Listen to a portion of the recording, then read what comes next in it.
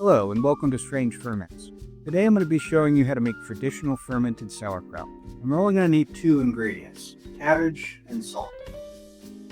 We're also going to need a couple of pieces of equipment, namely a knife and a cutting board, 2 large bowls, and a kitchen scale. Plus, we're going to need a fermentation vessel and something to weigh the cabbage down with. For the vessel, I recommend a wide-mouth quart-sized mason jar, and for the weight, you can get a bit creative. The cheapest option is a plastic bag that will fill with brine solution. Or you can use a small 4-ounce mason jar, or you can purchase a dedicated fermentation weight.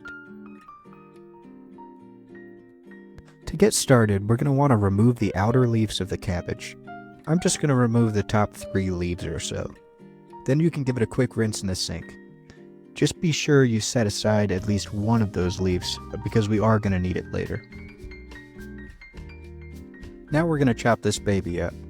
I'm going to start by chopping off the stem nub down here just to flatten it out.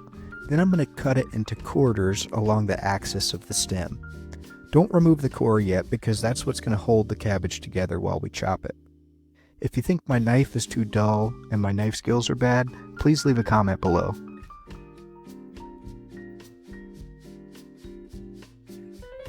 Now for each of those quarters, I'm going to slice off most of that core, leaving just a sliver of it behind to hold everything together. Then I'm going to slice it into strips from the head side down to the core side. How thick you slice it is up to you. Anywhere from 1/8 of an inch to 1/2 of an inch is going to be fine, and it's really just personal preference. Just remember that these pieces are going to shrink up a lot when we add the salt.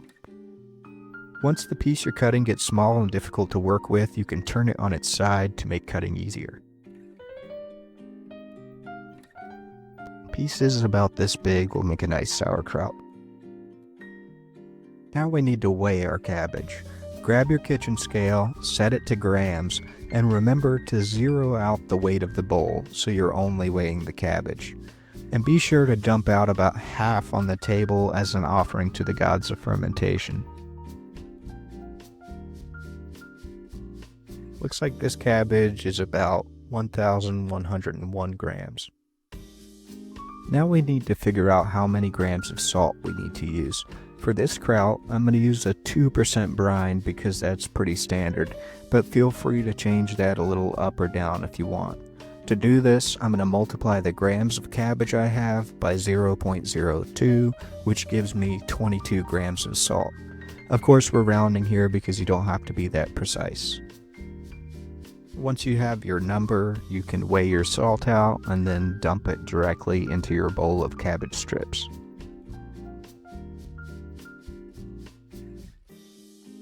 After you add the salt, it's on to the fun part. We're going to get in there with our hands and massage the salt into the cabbage. It's kind of like kneading bread, except you want to squeeze as hard as you can.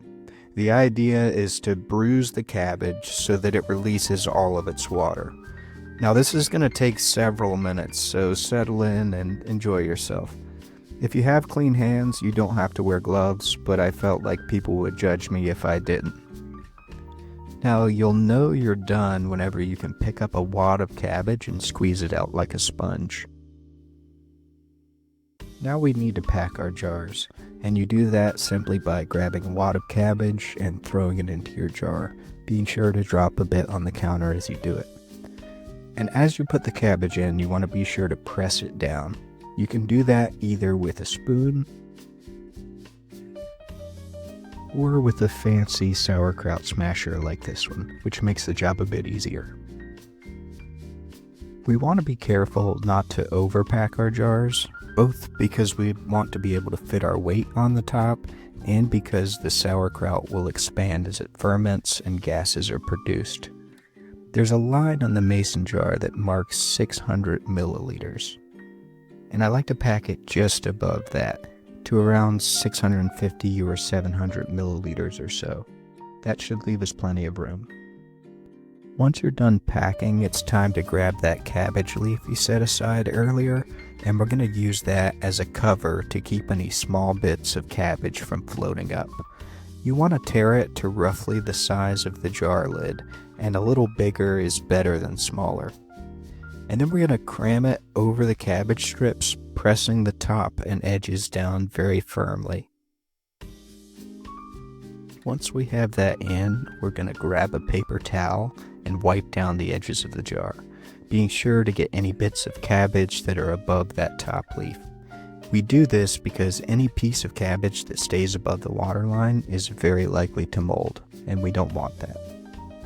Next, we need to weigh our cabbage down so that it stays below the waterline, and I'll show you a few ways to do that.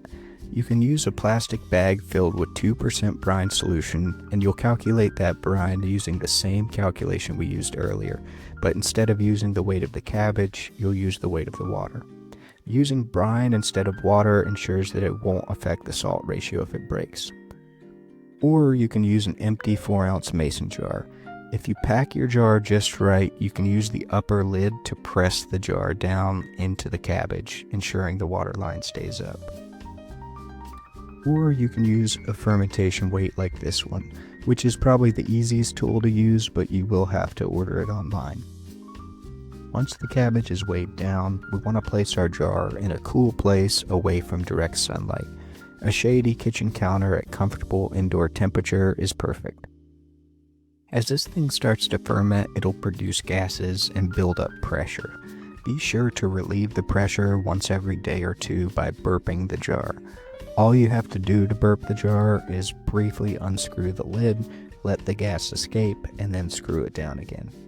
The golden rule of lacto fermentation is to keep everything under the brine. So if you notice the cabbage sticking out above the water, push it back down or add a little more 2% salt brine.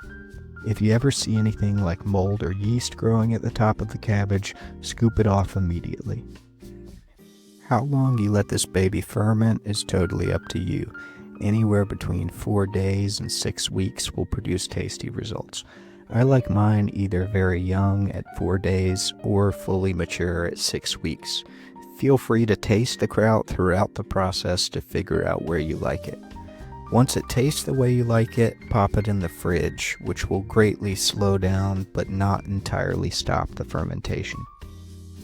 Now today we've made a very simple sauerkraut with only water and salt. It's going to be plenty flavorful on its own, but if you want to jazz it up, you can add any number of spices or even other vegetables to it. I'll put a few suggestions for those in the description, but feel free to get creative. Just remember that you should add any additions to the cabbage before you weigh it, so that the total weight you use for your brine solution calculation includes those additions. Thanks for joining me today, and if you have any questions, feel free to drop them in the comments below. I'll be sure to answer them. There's also a written version of this recipe in the description if you'd like to check that out. Stay tuned for more videos, and happy fermenting.